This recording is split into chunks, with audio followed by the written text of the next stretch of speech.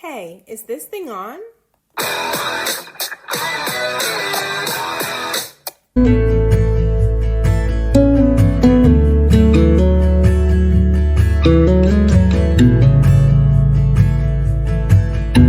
Hello, and welcome back to your weekly dose of self-improvement.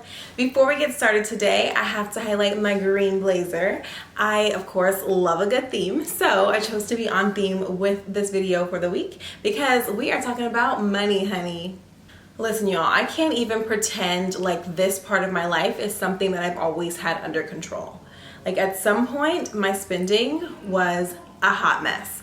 And the issue really was that I was just spending money on foolishness. Like I can't even tell you substantial things that I purchased that I still use on a regular basis. I would be ordering stuff online just because I'm like, oh, it's on sale. Like, why not go ahead and grab this?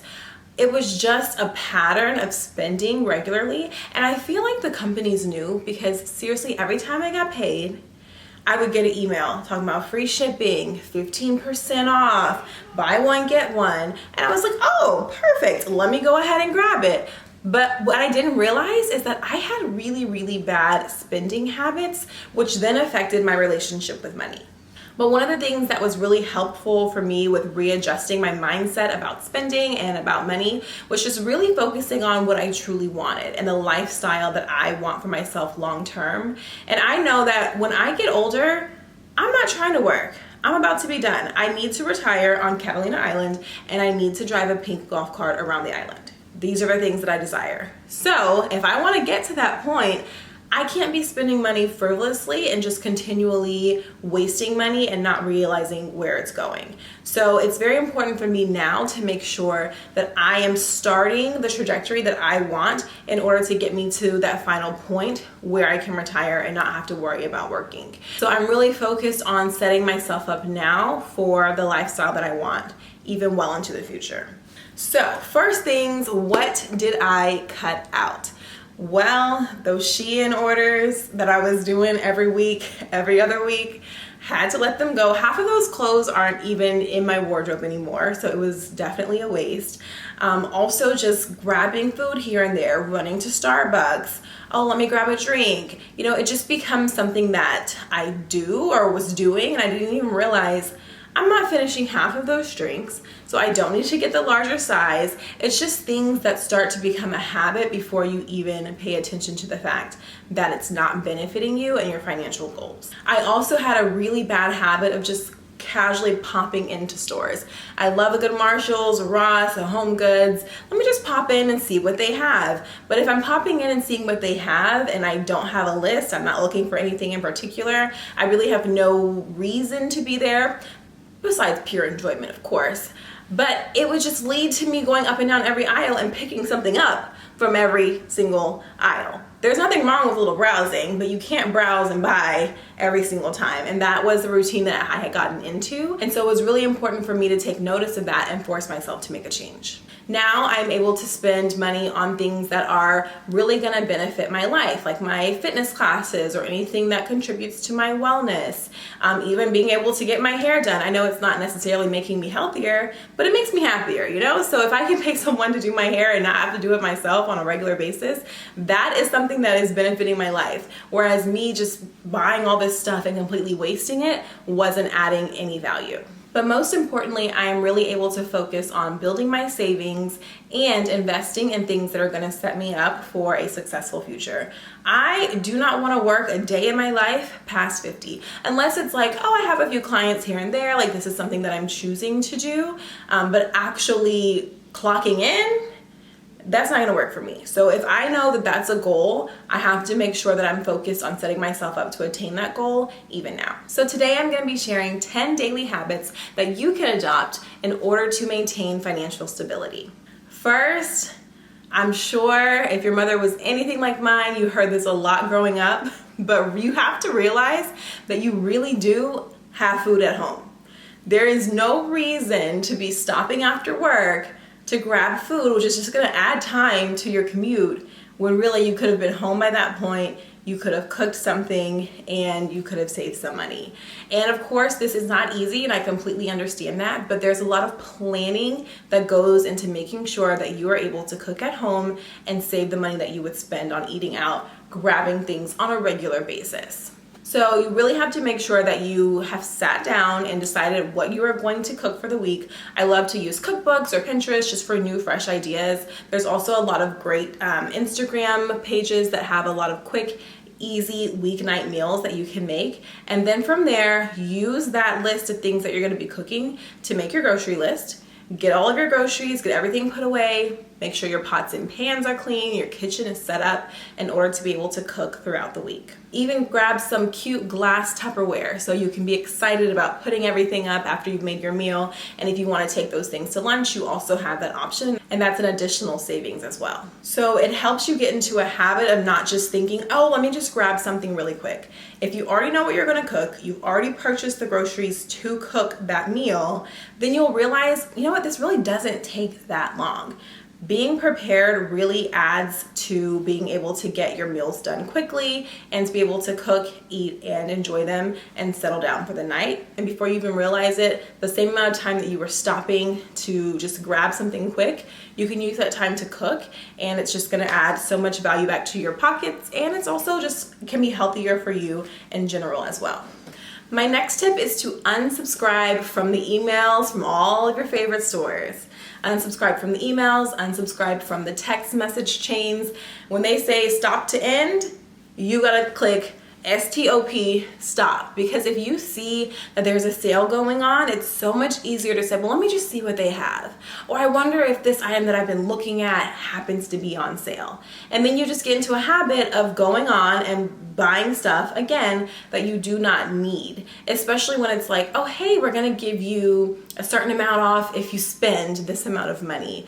Or if it's like free shipping if you spend this amount of money. Like all of those can be nice incentives if you're actually shopping for things that you need. But if you don't need it, it's just enticing you to continue to spend more money.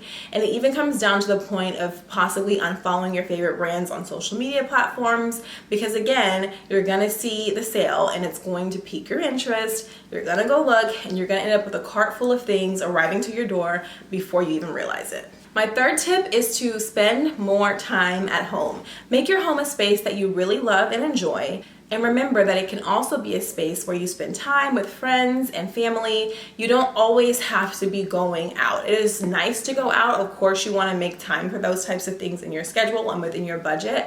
But if it's not something that you can do on a regular basis, then be honest with your friends and your family and say, hey, you know what? Going out this weekend isn't really something that I'm trying to budget my money for. However, I still want to hang out. Let's get together. Let's do a nacho bar at the house. Like make some drinks together, hang out, laugh, play games, just have great conversation. Just as much fun as you can have going out, you can also do so inside your home. And before you know it, it may become something that you prefer because you'll just be having such a great time, either hanging out by yourself or entertaining and enjoying friends and family, that it becomes a routine. Like, you know, we're not gonna go out this weekend, we're gonna do something low key at the house, and it can become really, really fun. My next tip is to learn how to maintain yourself. You guys, this is bad. Okay, I'm just gonna break it down so you'll know how ridiculous it had gotten to the point of what I was spending on monthly maintenance. So first up is hair. Depending on what I was getting done, that could range from $130 to potentially $300 each month. I know it sounds a little bit ridiculous, but my hair was cute, so I was spending it. And the next thing that I was spending a lot of money on was manicures and pedicures. Like I was always in the nail shop. I'm like, yeah, go ahead and give me the upgrade. Oh, is that a new scrub? Are you gonna give me extra massage time? All of that, please, yeah, add it on. By the time I was done, I was spending over $100 every 2 weeks at the nail shop. And just adding little things on here and there really does add up. And by the end of the day, my bill was outrageous. Add in things like facials, waxing, brows. That also was running me, I would say, around $200 each month, depending on what I was getting done, potentially $250. And then lashes, when I did get them done professionally, I don't like to be looking spacey. So I was going regularly to get fills done, and that would cost a little bit over $200 a month as well. So at that point, I was spending between $700 and $800 every single month just on upkeep. And it's just not something that's reasonable if I want to be in a financially stable place moving forward. So I had to learn how to do a lot of things on my own. I do my own lashes, I do my own nails, and that really contributed to saving. It's crazy how much I'm saving just from doing a couple of maintenance things for myself, because it was really like a bill at that point that I had to set aside in order to get these things taken care of. But if I can do them on my own, why not? YouTube has everything. I learned so much. I learned how to braid my own hair on YouTube so I don't have to go and pay to get it braided. I'm about to try to learn how to do my own sewing. Y'all bear with me. If I'm looking crazy on here, just say, Amber, maybe this isn't the one for you. But if I look cute, hey, I learned a new skill. And again, I'm not spending hundreds, potentially even thousands on having someone else do those types of styles for me. So I learned to do a lot of it on my own, and I learned to do a lot of it at home. And guess what? Your girl is still out here looking cute. So obviously, I didn't have to compromise on my maintenance. I can still do everything without spending all of that money. My next tip is to check your bank account regularly. I know it may sound like a simple thing, but if you are not checking your account, how are you supposed to know where your money's going? You need to be checking at least every other day so you know what's coming in, what's going out, how quickly it's going out, what are you spending on. Get that statement printed out, highlight in different colors, different categories of where your money is going, and see where you can cut back and where you can make some changes. You need to know what is going on with your money. If you're afraid to look at your account, then that may mean that your relationship with money and your spending habits are not exactly healthy, and that's a place where you could work on to self-improve in an area for growth. And my sixth tip is probably a fun one. You have to reward yourself. If you are going to be able to maintain a healthy, sustainable relationship with money, then you have to make sure that you are not depriving yourself completely to where you get to the point where you start spending and it spirals and you can't stop. So don't just completely cut yourself off from ever making a purchase, but at the same time, it's very important to be mindful of how often you're rewarding yourself, how much items cost that you are rewarding yourself with, and what the purpose of this reward is. It doesn't hurt to go grab a smoothie occasionally, or pick up some food or something that makes you really happy, maybe buy a new piece of jewelry. All of those things are okay as long as they are done in moderation. Just don't become addicted to the feeling of constant reward if that is going to cost you the ultimate reward, whatever your goal is for that long-term saving. So my seventh tip is something that I often say to myself: love it or leave it. If you are not absolutely obsessed with this item, this piece of clothing, this bag, then you don't need it. Leave it where it's at. Because chances are you're gonna get it home, maybe use it a couple of times, and then it's just gonna go in with the rest of the stuff and you're gonna completely forget about it. But now you spent that money when you could have put it towards something that was more important. Especially if you're looking for things for your home, you wanna make sure that you absolutely love it, because you're gonna get it, you're gonna hang it up on the wall, and then you're gonna realize, I don't like this, the size is off, it doesn't really match. So just leave it there, take your time, find something that is absolutely perfect for your home and exactly what you are looking for. Then you can make that purchase so you don't end up rebuying the same item in a different iteration for the same exact purpose. You don't want to end up with just a bunch of extra stuff that you do not need or you do not use. Eighth tip is implementing no spend weeks. Of course, you will have to spend on things like groceries or gas, any necessities that you may have, but no spend weeks means no spending on absolutely anything that you do not need. And you really have to be strict with yourself during that time, because it can be so easy to convince yourself, well, actually, like, this might fall under the necessity category, or I should get this now because what if it's not here when I come back? But really, you'll get to a place where you realize you completely forgot what that item even was that piqued your interest so much. Like when it becomes no spend week is over and you decide you want to go purchase it, you're like, what was that I really liked and I said that I needed to have during no spend week? It's not even going to cross your mind at that point. Often I'll see things during a no spend week and I'm like, oh, I love this. I'm gonna come back and get it when no spend week is over. And then I completely forget that I even liked something. I'll see it months later and be like, oh yeah, I did see that at one point and say that I wanted it, but now I don't even like it anymore. So I'm really glad that I saw it during the no spend week and I didn't purchase it.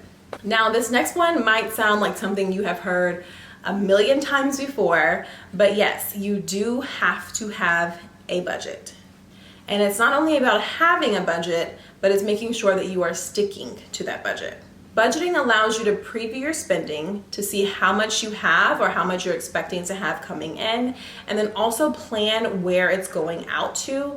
Think about what purpose it's fulfilling and making sure that you're staying on track with your income to how much you're putting out into the world. So you truly have to train yourself to honor and respect your budget. I like to budget per month, and then from there I break it down into every 2 weeks. This has been extremely helpful with larger bills, especially things like our mortgage, because we're able to pay it twice in the month, on the 1st and the 15th. There's not this huge lump sum coming out at the beginning of the month. You don't want to start your month with most of your money going out and then playing catch up for the rest of the time after that. And in the long run, it also helps you pay more payments on your mortgage so that you can eliminate that debt even sooner.